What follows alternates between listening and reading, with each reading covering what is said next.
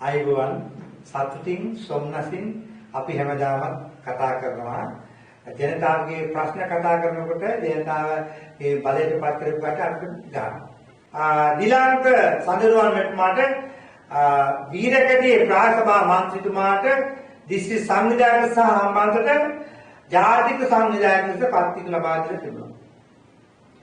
ජනසිත පෙරමුණ දේශපාලන පක්ෂයේ කවමදාකවත් කිසිම කෙනෙකුට මේ වෙන විට කඩේ නම් ගිහිල්ලා නැහැ, යන්න බලාපොරොත්තු වෙන්නේ නැහැ, යන්න බලාපොරොත්තු වෙන්නේ දේශපාලන පක්ෂයක් තාම නැහැ.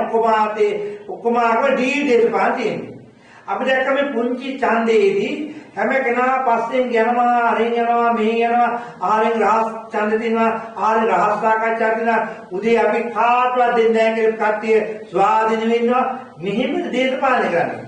මුන්ගේ පොර වැඩ වහගන්න මුන් කරන්නේ මොකද? පවතින පක්ෂයට, පවතින රජයට සහයෝගය දෙනවා. පොණ්ඩක් කෙලින් තියාගෙන මුන්ට කතා කරන කවදාකවත් බැන්නේ නැත්තම්. නමුත් වර්තමාන රජයේ ජනාධිපති අනුර කුමාර දිසානායක මැතිතුමා ඉතා දක්ෂෙක්, නම්‍යශීලී කෙනෙක්, ඕනෑ දෙයකට ඇහුම්කන් දෙන කෙනෙක්. ඒතුමා අපි විශ්වාස කරනවා මේ රටේ ජනතාවට වැඩක් කරයි කියලා.